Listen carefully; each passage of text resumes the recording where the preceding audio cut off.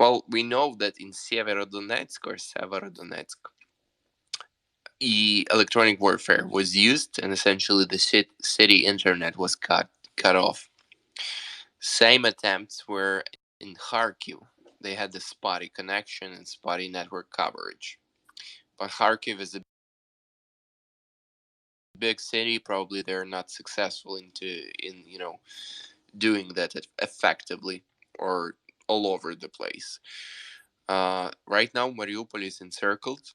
It's tough, so maybe they're doing that there and they're more successful. Go ahead, Paul. The city internet was cut off. Kind of unrelated to the other question. Same attempt. To give everybody an update. Discord server is coming together. People are collaborating openly, which is fantastic. We do have our first, I'll say, kind of ask for aid and assistance here. Again, this is tied to skill sets and isn't a financial ask. Again, we're asking all the financial donations go through savelife.in.ua, but someone is pointing out the situation on the ground as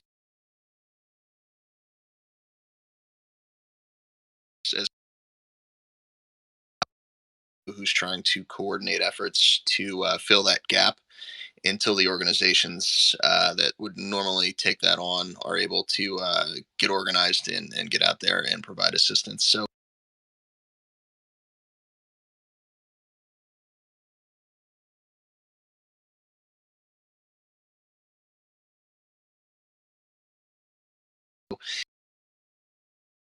who's not familiar with it, it's just a simple chat service. A lot of it was originally built for gamers, but a lot of groups use it for just general communications, which is what we're using it for here. So if that's something that somebody believes they can lend a hand with, please join us and share what you're able to help on. Thank you. Paul, can you tweet?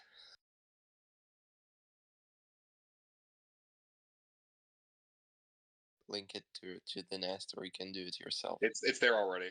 Yeah, it's already there. It's the first link. Perfect.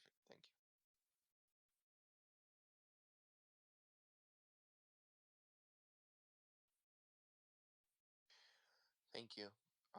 By the way, Henry left.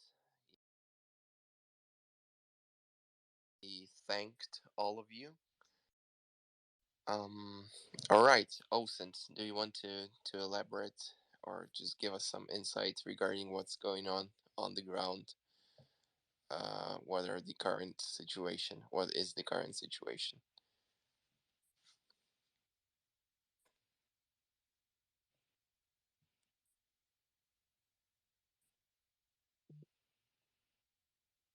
So no worries, Osint is probably away from the mic. So let's move on. When he'll be back, we'll get back to it. Ted Snyder, you requested the mic. Ted Snyder. Hello. Go for it. Hello. Yeah, we can hear you. Go on. One question. There are many pieces of equipment abandoned. Where have they gone? Where are the soldiers gone? And how does it affect the morale of the other soldiers? And if they hear about, you hear about people leaving their equipment, and I'm just curious to know how many and how it's affecting the morale of the people that are still fighting. Thank you.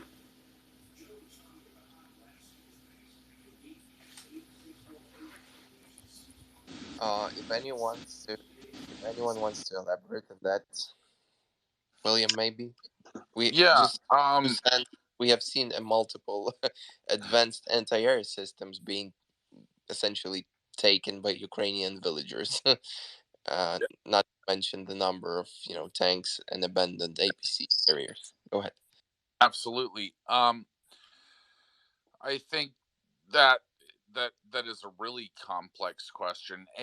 We don't know for certain, given the fog of war, exactly how much Russian equipment has been abandoned. To answer part of your question here,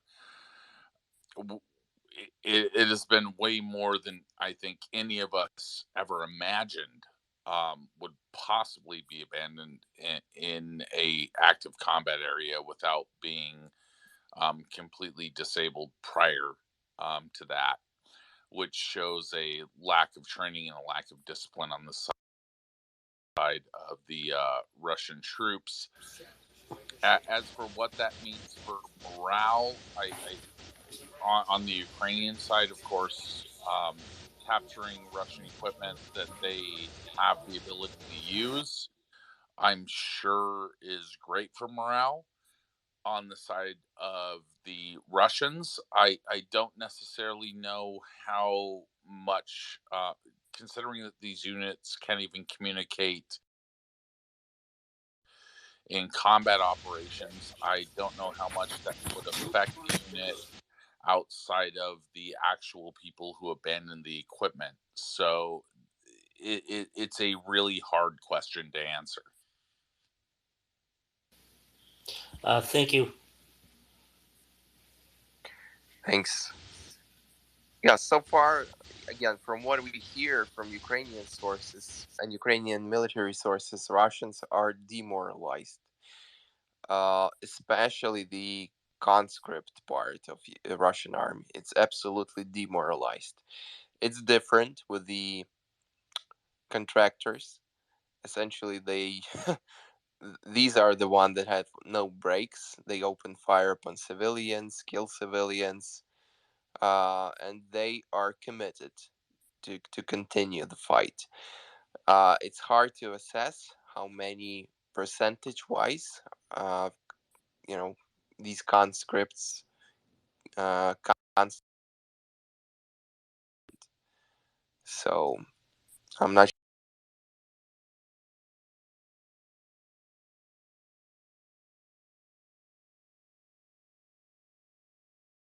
sure if it's a correct number. Number that you just gave is probably about the best we can guess at this point. Thank you. It answers my question, and I'll see you tomorrow night. Thanks. Absolutely, thank you. So if anyone has any questions, you feel free to request the mic. We'll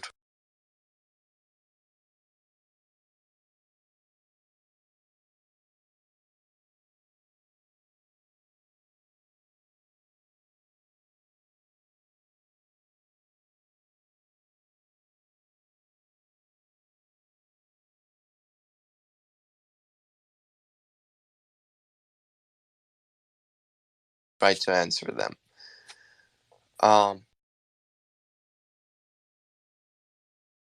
Superiority and probably hit sites that are actually in pretty serious problem for anybody trying to do that. Yeah, absolutely. That's kind of understandable. That's something that we have been discussing for more than a week, probably more than 2 weeks, even before it all started. How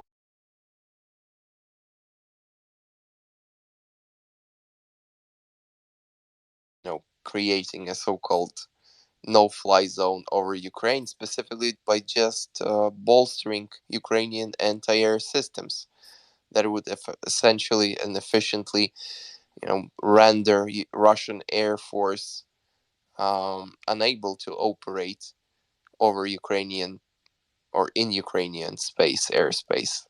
So it doesn't, closed sky as Ukrainians frame it, or no fly zone doesn't imply, only the fact that there is a shooting war or air war of sorts between NATO and Russia. It's not going to happen. But the options are one way around it is just to bolster Ukrainian anti-air defenses. If I completely agree correctly. there. Completely agree that if everybody's air defense was good enough,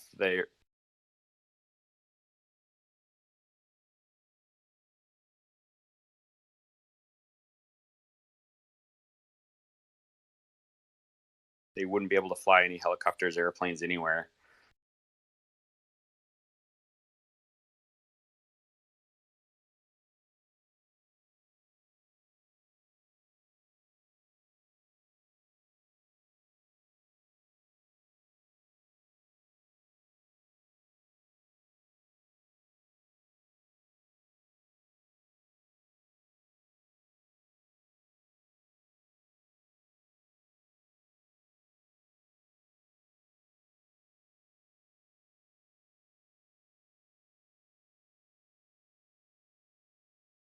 Based and Belarus based 22 M3s, but they do not enter Ukrainian airspace. What they do, they essentially circle around Belgorod, which is the Russian city across the border from Kharkiv, and they fire air-to-ground missiles from the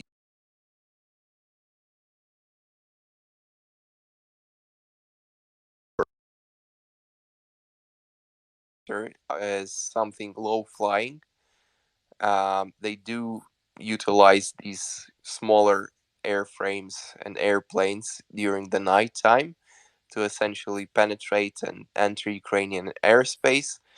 Again, low flying, and they do these bombing runs on Ukrainian positions and civilian residential areas during the nighttime. During the daytime, they fire larger missiles from Russian airspace. So that's what we've heard. All right, so we have one request here from Keon Riza. Keon, do you have a question? Yeah, thanks, Walter. I just saw some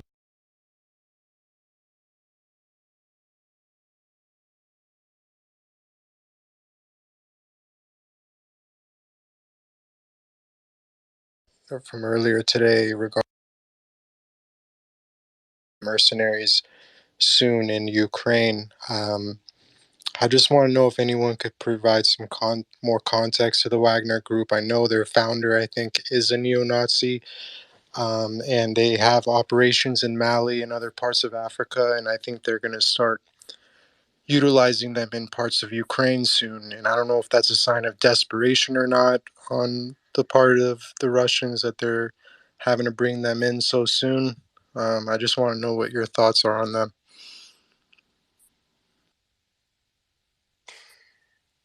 Maybe William or Air Defense can elaborate, or anyone who wants to chime in. Yeah, so the Wagner Group is essentially Russia's Eric Prince type related Blackwater type mercenary group. I wouldn't necessarily say that they waited to bring them in. They have been involved in some way.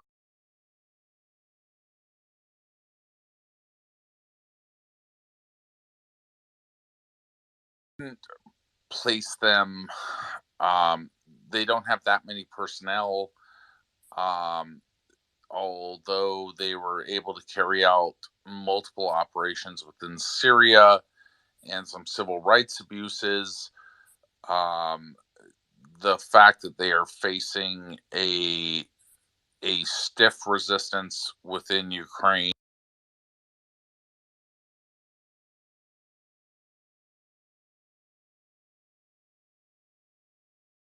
that is modernized. I really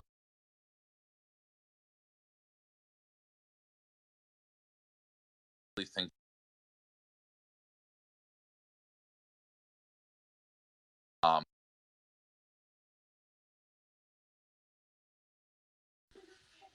Where would you rank them among the soldiers? Like, they're definitely under Spetsnaz, that's for sure. I want to know how much superior to like conscripts and regulars they are, if they're probably in the mid-level or not. well, I think rating soldiers any time you get into it, it's problematic. but I would say that they are probably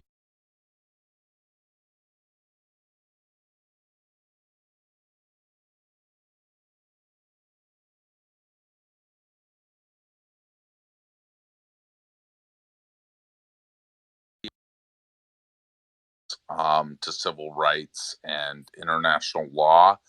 It's not that they're that good. Yeah, that was actually my main concern about them, is that because they can act independently, and this war goes on, and Putin,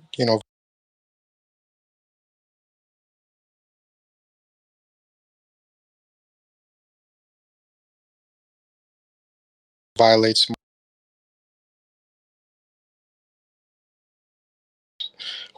Ukrainian soldiers and all that. So that was my main concern with them. But as far as their combat effectiveness, yeah, I agree. I don't think they're much better than regulars or conscripts. But thank you for that insight. I appreciate it. They exist purely for plausible deniability for the Russian government, but they are fully staffed and they were formed by the Russian government. So all they are is just a plausible deniability device. Got it. I believe also worth mentioning was the Battle of Der Erzor in Syria, where Wagner Group, with their armor and tanks and APCs, they actually tried to storm the oil refinery, which was held by by American special forces. So maybe William can give a short.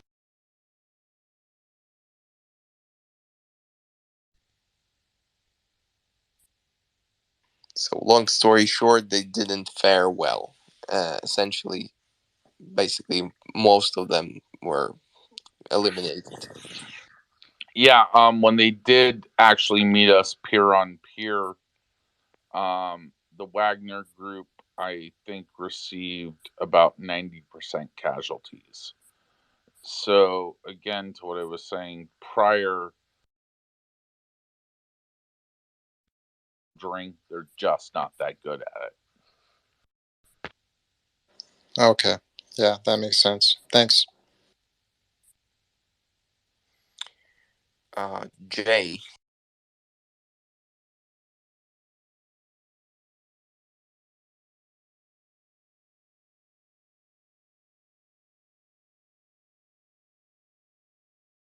He requested. You have the mic. Thank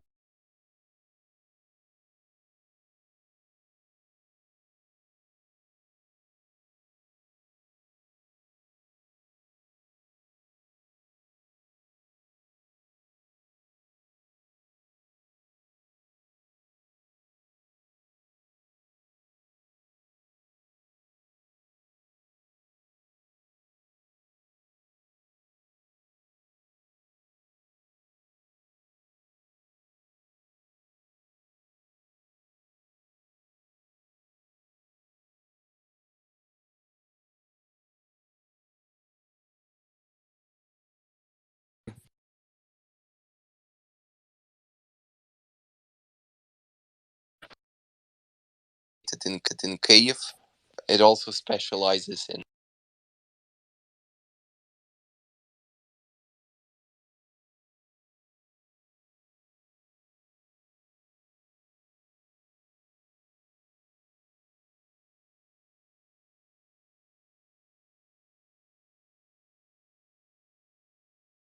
anti-tank weaponry.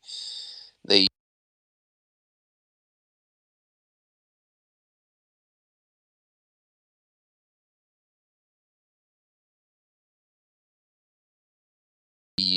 developed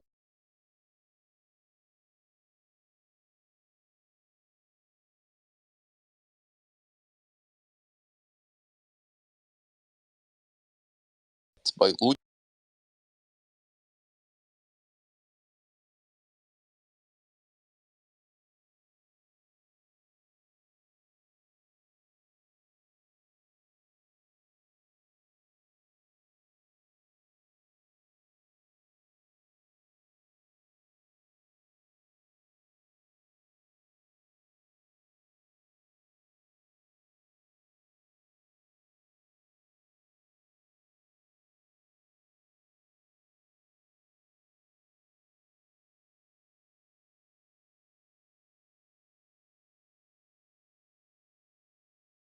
prototype unit was fielded.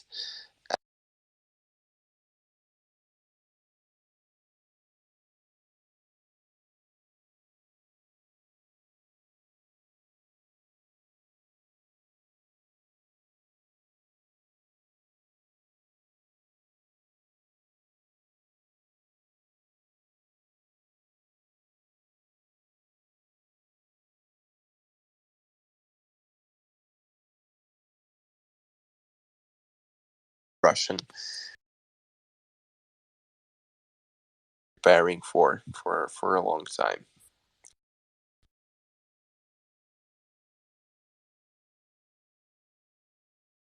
Russian advance around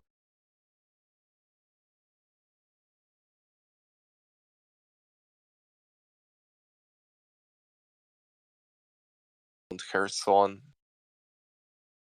Kandor, did you want to ask a question or make a statement? Yeah, sure. I just kind of want to give an update. The dollar to ruble ratio, it's $1 to 124 rubles. It was 76 or 77, and now the euro is at 1 to 135 for the ruble. So just to give everybody a concept of how far it's shifted.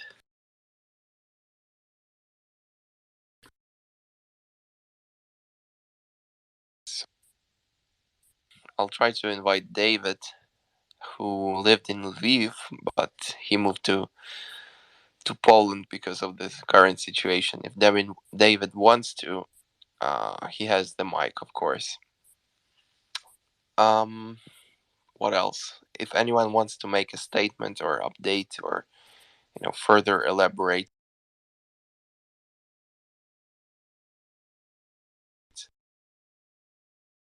The latest reporting was that the Russians had returned to Sevastopol and that the seas were not good. And the weather forecast, I think, was last I heard, calling that the conditions were probably not going to be favorable until the middle of the week upcoming.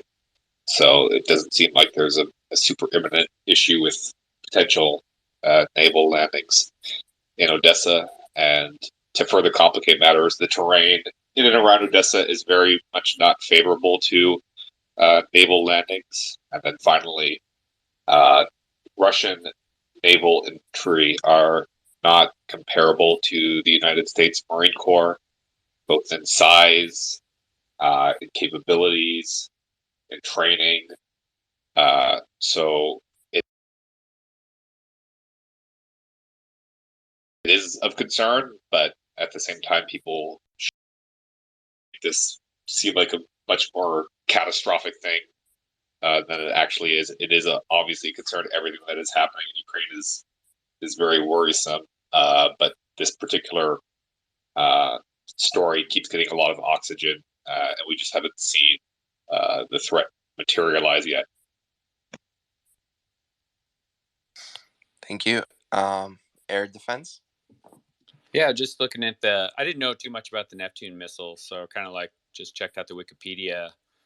Good news is it looks like it's mobile launchers and a mobile radar, which would make it pretty hard for the Russians to defeat. So I'm assuming most of all those Russian ships, there's some really good open source pages looking at Russian ships. You can kind of look at them and see if they have some defensive weapon systems and stuff like that. They would have to successfully utilize all those to defend against the Neptune. So Wikipedia shows it has a range of 280 kilometers. So that's a decent amount. And maybe that's why they're standing off is so much. And now that the weather came in, it's good.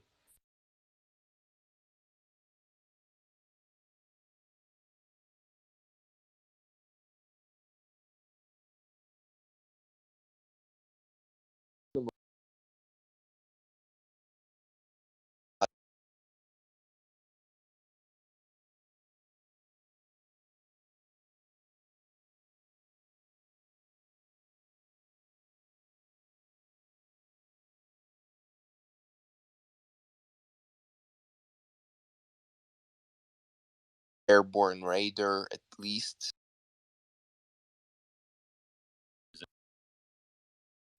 Logistical front too. Yeah, could be the case. Clarissa, well. You have the mic, Clarissa. You can unmute yourself.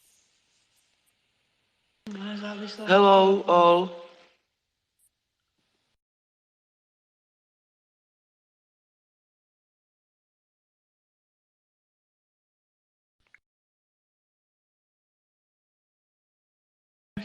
Honorable, hello.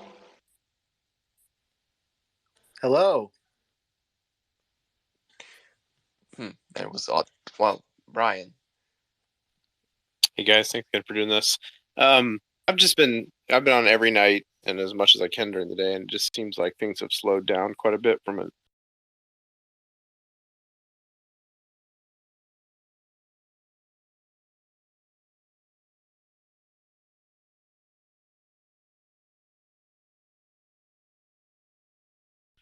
actual on the ground news standpoint.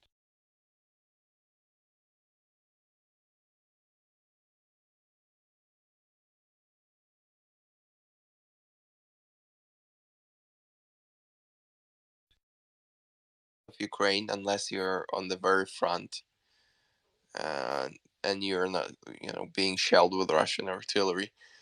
So our guests here from Kharkiv, I still, they keep texting me of sorts or just sending DMs. Marina specifically, she's safe. However, she kind of specified that the city is being shelled significantly, way more. So yeah, we had the guest from Odessa today. She described specifically about the situation on the ground in Odessa. Olena was her name. So overall, it just keeps going. Again, even the situation in certain cities like Kharkiv in Mariupol.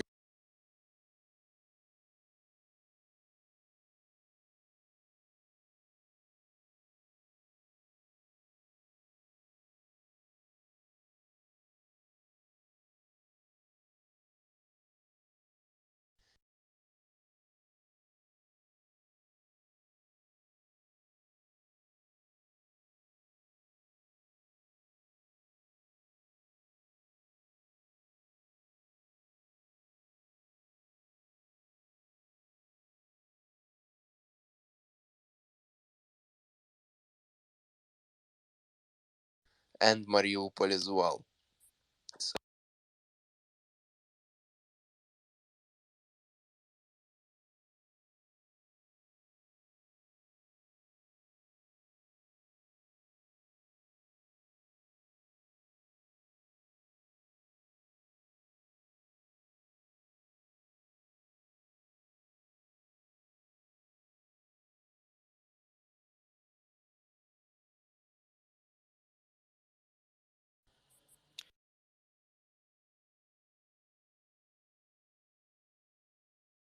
let's try.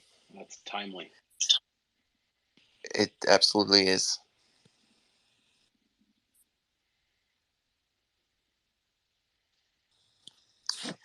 All right.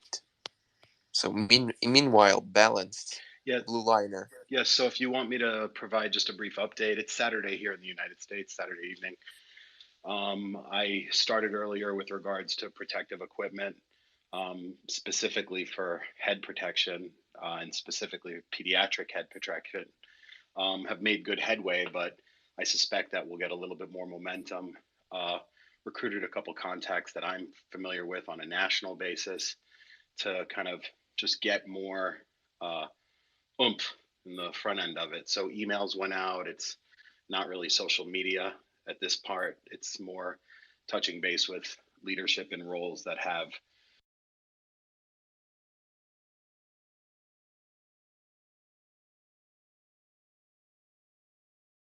the ability to tap into resources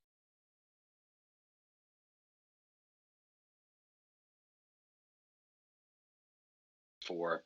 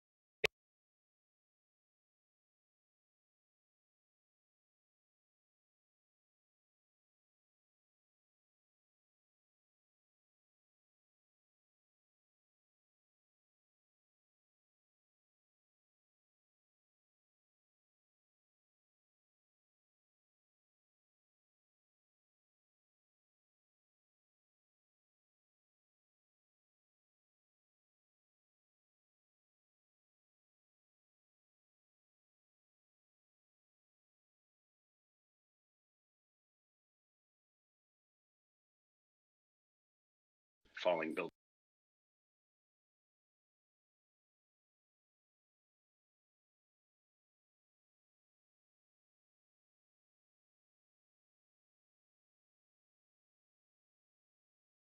And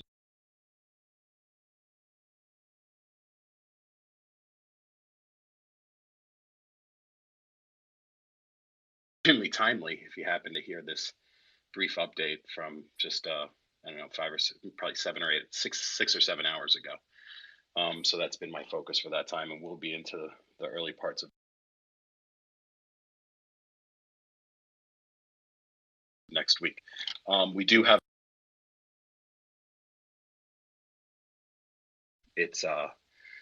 I think as far as palletizing won't be a problem. I already have an individual who's willing to do it at no charge. And then transport won't be a problem either. It'll be more a matter of once they're at a hub that items are going out, what's the expediency in trying to get those items out? And specifically, like I said, what we're talking about is just for me specifically was head protection. I know that Yehuda was talking a lot about body protection.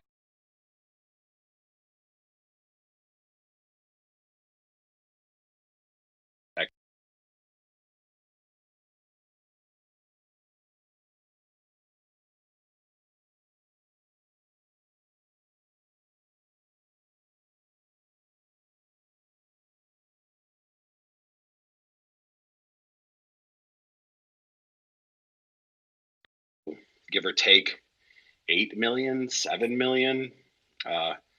You guys might have better insight on how many kids remain in areas that they're being impacted presently. One of the things, so if anybody has any questions regarding those items or any insights or any resources, please feel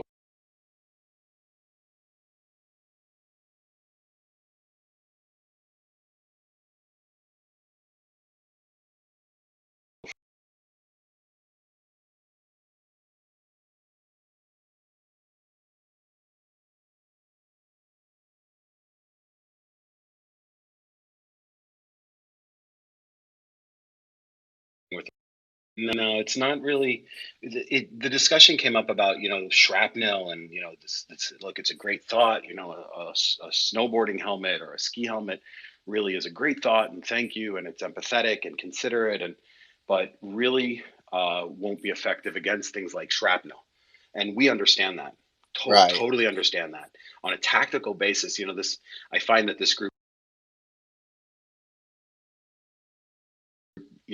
does discuss tactical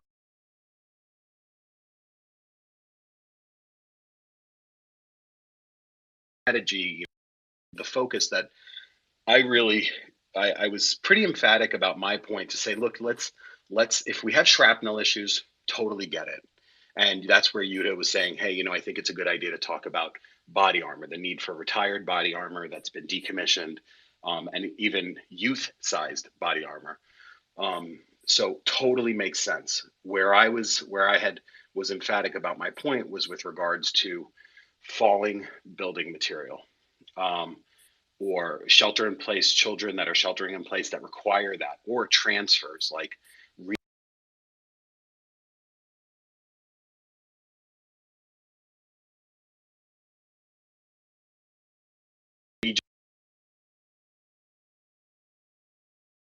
this to some of my friends who were like, look, absolutely, how can I help? And so I gave them a couple of directives, a couple pie in the sky ideas, and off we went. And so the question was, well, do we mark it in Ukrainian and in Russian when we receive these eventually? Because we will receive these, but when we receive these, do we mark them as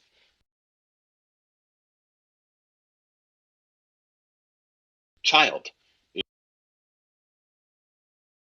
Plastic, broken carbon fiber, the foam inside, is it, motorcycle helmets would not even stand up to something like, artillery shrapnel. Totally get it. But this is specifically for protection when transferring from a train to a location.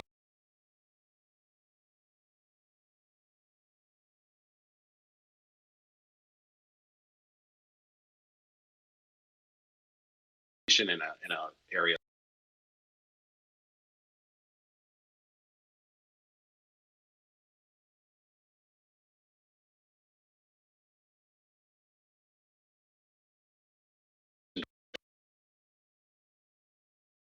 in serious conditions, not soft conditions, and my life has been saved by proper head protection.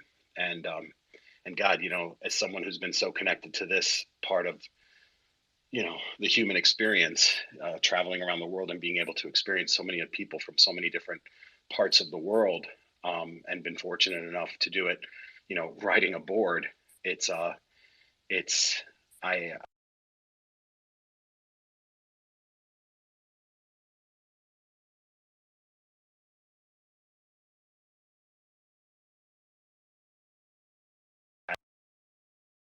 million helmets to children who have to go from one part of an area to another part of an area, and that mother feels safer putting that helmet on that child.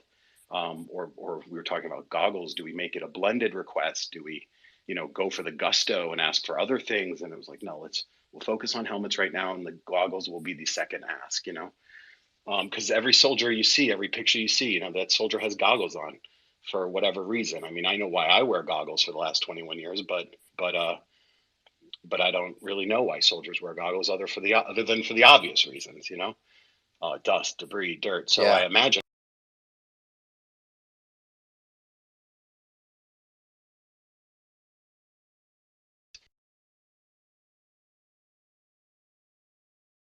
quest. So I kind of just knowing and listening to you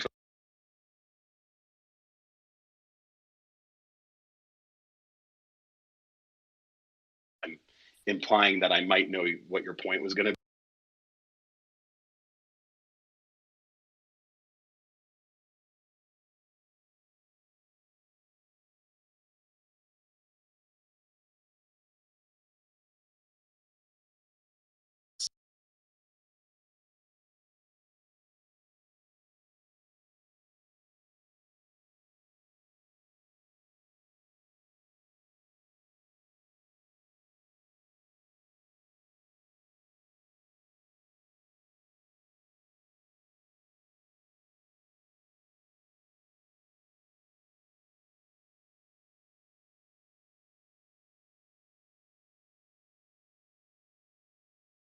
This is before.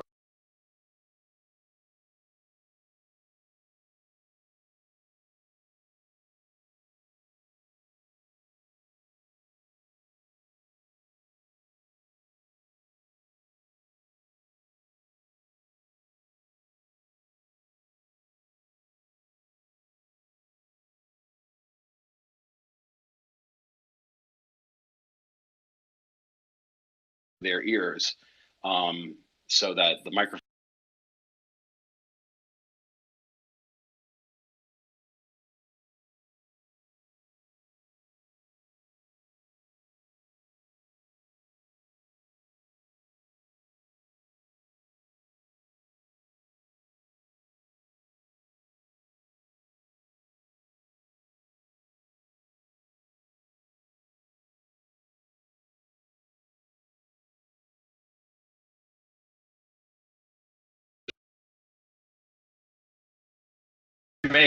one idea you might look into is also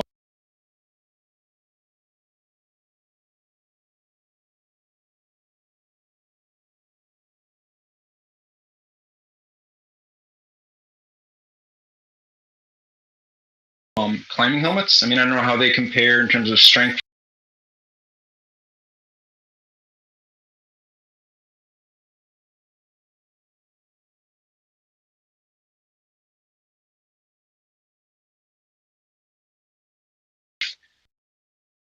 Have kind of big piles of them that you might be harder to find from, say, climbing gyms, which are more kind of distributed. But if you're looking, maybe something else to look into a little bit.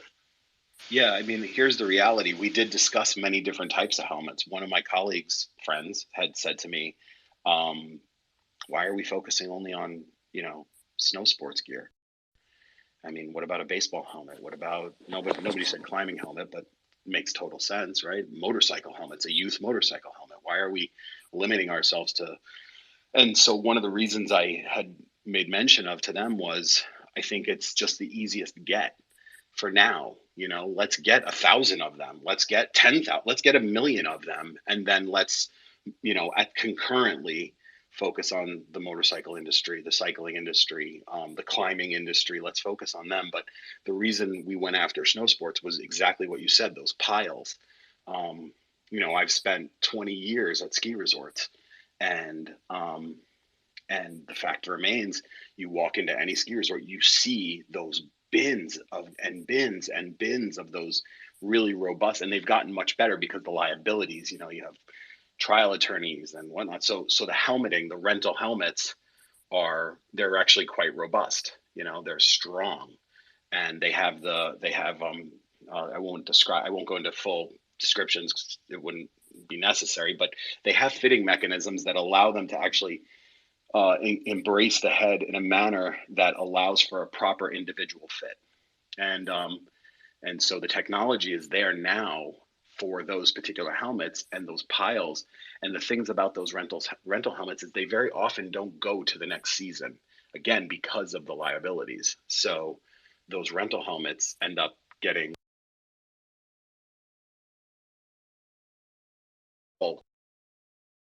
here in the United States start to wind down. Some of the ski resorts in some of the regions, East Coast, Central States, start to wind down their ski seasons. We were like, look, let's go after all of their kids' rental gear and get all of those helmets, get them palletized, get them in a hub, whether it's in the United States, which I'm sure there are plenty of them.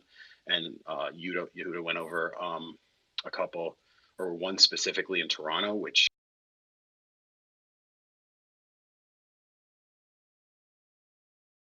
would not be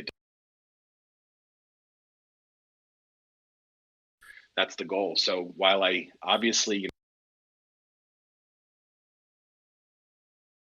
I rarely allow for my effort to, fall so short that the result is nothing.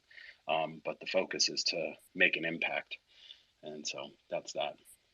Any other questions with regards to that, or insights? Or actually the sound, the ear protection was a awesome reminder.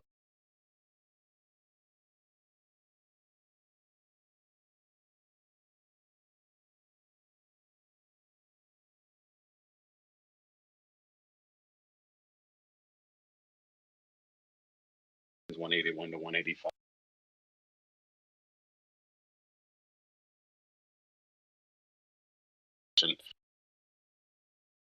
Okay. All right, thanks. So one last thing, we discussed this as a group, the three of us, earlier tonight, and I had shared some information with regards to this particular group, and one of my buddies did say to me, he's like, look, well, what if this ends before all of this happens? And I was like, we were all just like, oh man, God willing, and that would be amazing. That would be just joy. And then it kind of broached a larger topic of, well, what's the path to this ending? Like, what's the true path? Because we can discuss tactics and they're interesting, man. I mean, some of the stuff we go over, some of the stuff you guys go over in this discussion group is just riveting. Truly, it's riveting. But then we have to, so what I was going to ask, my simple question is there a point, Walter, where, or any of you that have been, deeply active as this,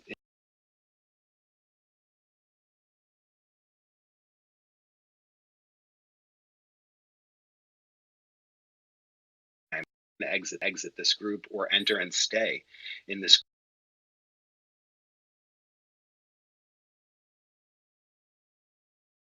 group and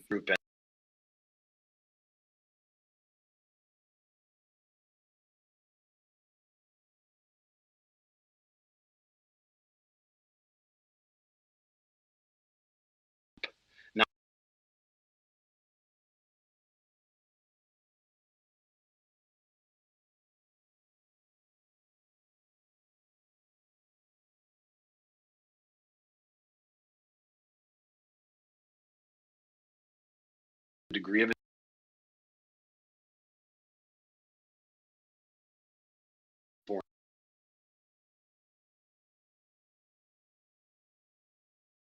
leaving their homes and traveling to,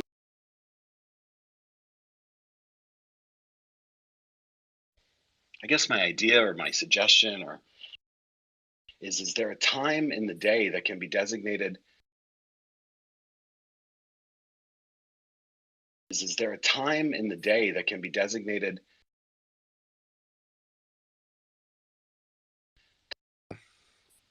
Michael Peter, I have seen your request, but then you disconnected. So if you're in the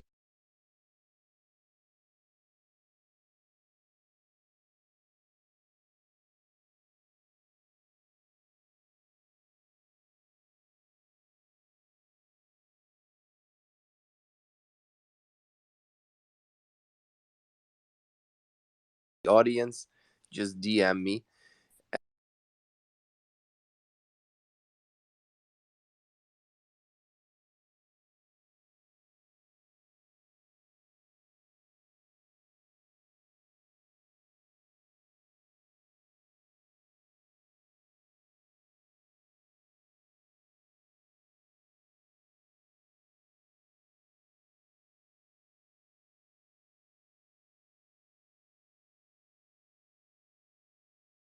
Gearing up Ukrainian volunteers. So again, we made the website.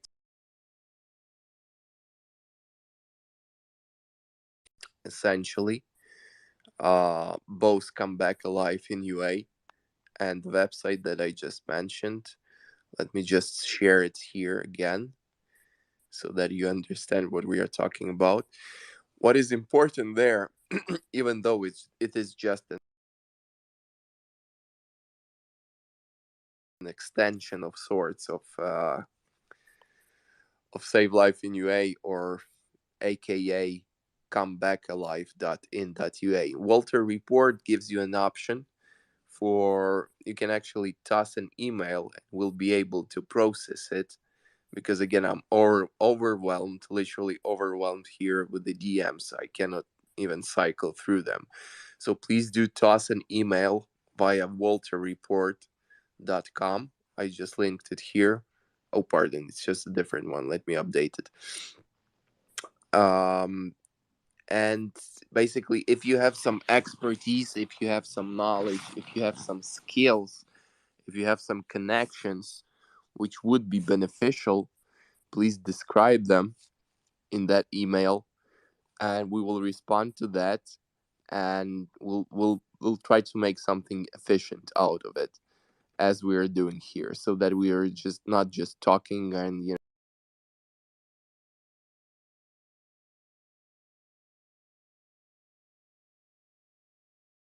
discussing things, but we make an impact.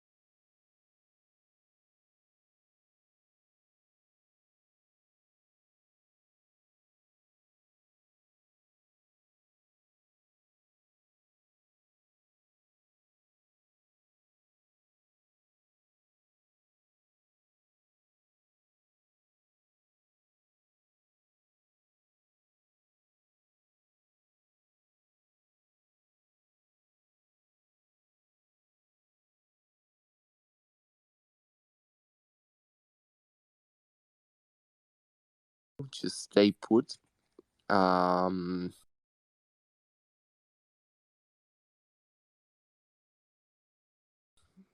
Balance, do you have any other state?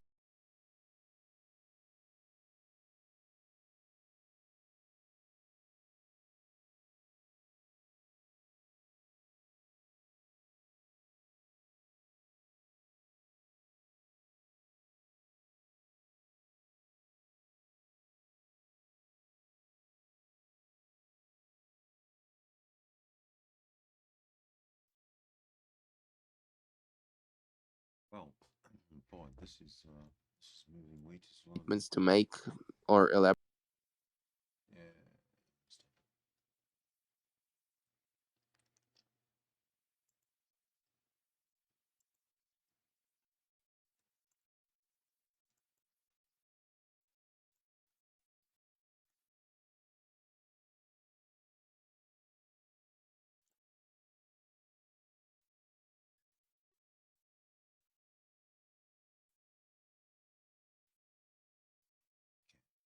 Safely say that we are back.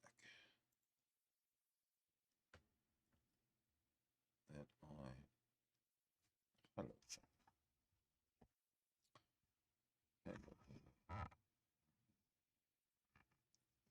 That was very, very painful. So much lag of some sort. It's probably me. I wouldn't be surprised. But I'm serious. I think a no-fly zone over Ukraine is right now appeasing Russia, and later is inevitable. What do you think? What do you think? Oops.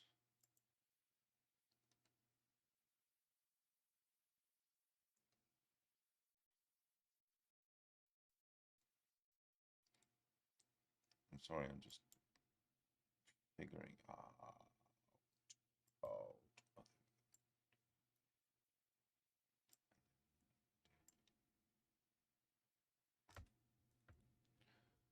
Just not trying to be a perfectionist or anything. Yeah, I think I can live with that.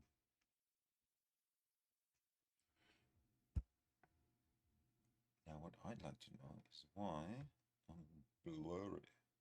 Should do something about that. Let me get the right lighting. Hold on a sec.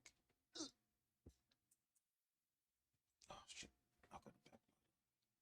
Let me cover it up like this while I reset.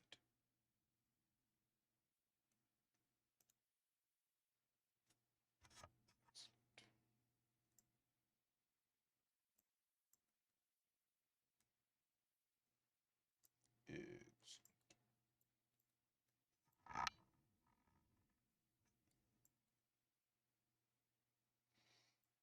go.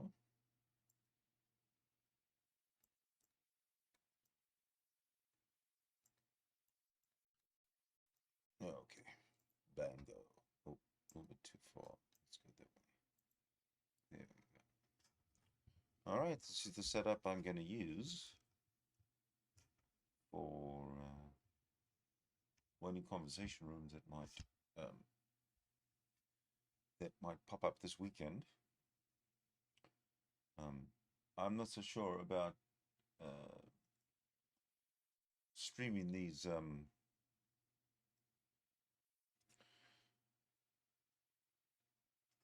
still doesn't look right, does it?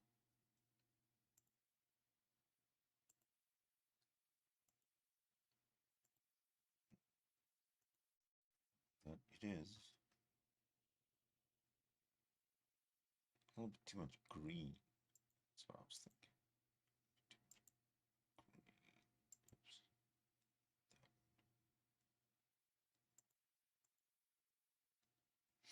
No. All right, so I've been streaming this for just about an hour. This has kind of been a total waste of an hour because we mostly had a lot of lag. I think we missed a lot, and also they weren't talking about anything too exciting. There's not much happening It's early morning yet in Central Europe, so maybe we'll pick up something in a little bit. I gotta look. I gotta try and figure out a better way to present. That's not quite as laggy, but I'll work on it. If something comes up that's breaking news, I will bring it to you as soon as possible. Other than